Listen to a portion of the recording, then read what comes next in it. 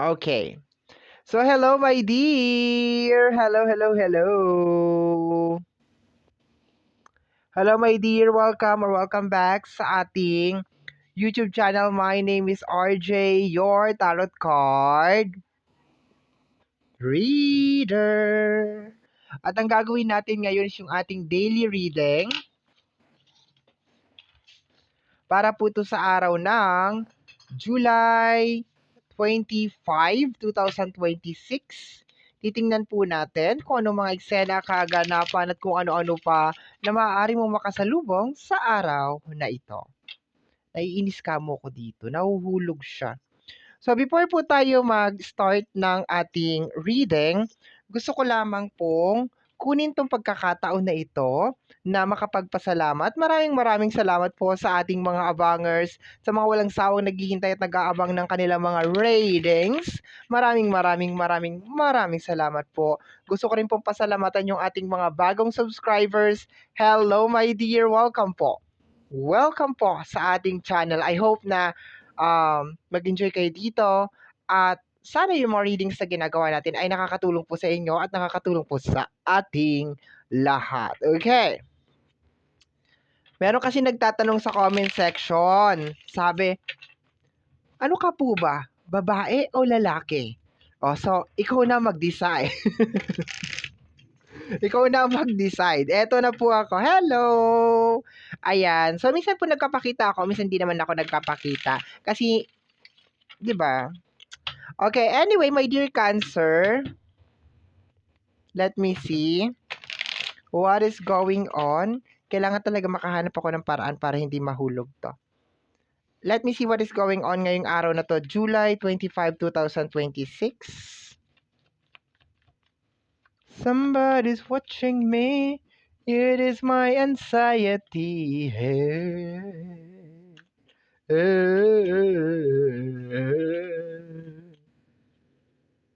Ay! Unexpected glitch. Ay, galit na galit. Gustong manakit. Okay, my dear. So, I consider this as a trigger. No? Trigger. Ibig sabihin, parang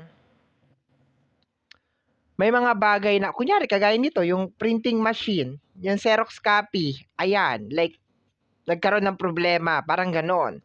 So, possible, my dear, ngayong araw na to, na merong mga unexpected glitch or merong mga bagay na possible na masira, low function, mag-malfunction, okay? And 'di ba, medyo mainis ka or ma-trigger ka. So, hindi lang naman 'to sa mga material things, possible din na tao. Like for example, meron kang nakitang tao, tapos hindi mo nagustuhan yung ginagawa niya. So therefore parang, 'di ba? Nakaka-glitchy siya. Oo, nakaka-trigger siya. Okay. Let me see. Next card tayo, my dear. July 25. Somebody's watching me. It is my anxiety. Hey. Tsaka, kailangan ko ba sabihin to? Sige, kailangan. Huwag niyong pansinin yung favorite ko to. Minsan wash and wear lang to. Kaya mga sabi, bakit ganun? Lagi na lang ganyan ang suot niya. Favorite ko to. Kung meron nga lang sila may produce pa na ganito pa na jacket, kahit meron pa akong dalawa ba? 1, 2, 3. Yeah, meron pa akong 3 jacket na available. Ito talaga. Okay, kasi baka bukas makalaw makita niyo na naman ako. Ayoko maging at sinabi ko na. May sabihin niyo, ano ba hindi siya nagpapalit? Wala kayo pakialam. Hindi niyo naman ako naaamoy. Tsaka hindi naman mabaho. Okay. We have here, okay, no filter. Gusto ko to. I like this. No filter. Okay? It makes sense ba? It makes sense po ba? Yes, it makes sense. Okay. Kasi pag meron mga nagpapa-trigger sa'yo, di ba, minsan parang, talagang no filter na yung lumalabas sa bunganga mo. So, kung, paano ko sasabihin to? Just be aware. Okay, just be aware, my dear, sa mga sasabihin mo. Kasi once na nasabi mo na yan, wala nang bawian yan. Like, wala na, nasabi mo na eh, di ba? So, just be aware, my dear. Kasi possible ngayong araw na ito sa dalawang card na ito, okay, which is like, super, super blend talaga siya, my dear Cancer, okay? So, yeah. Possible na, although gusto ko yung no filter na energy, pero hindi siya maganda pag may kasamang galit. Like, hindi siya maganda. Like, it's no good. Okay, let's go tayo. Kuha tayo ng 8 cards. Actually, 9 cards. Pag sinama mo yung bottom deck of the cards. The cards.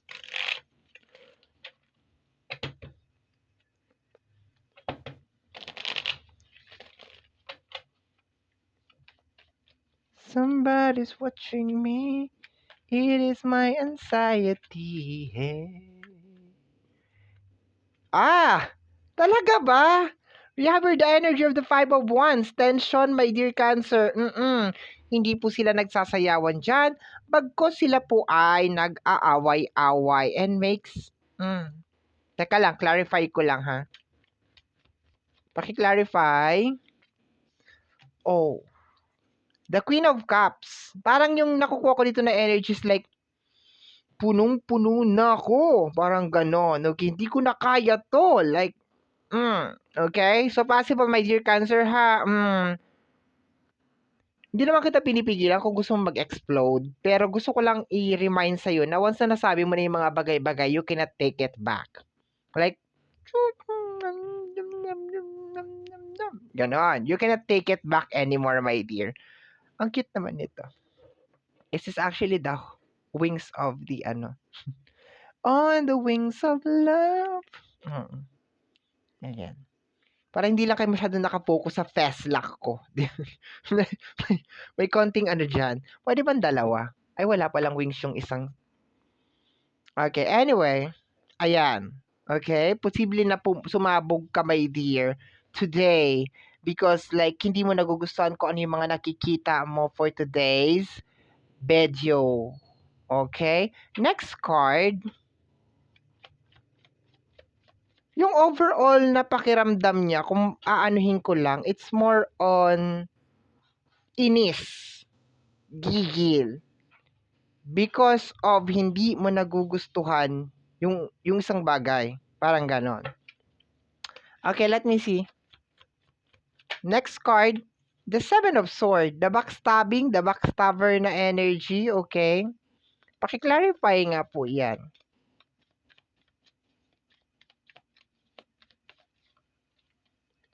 The Strength card. May something talaga na nangyayari, my dear.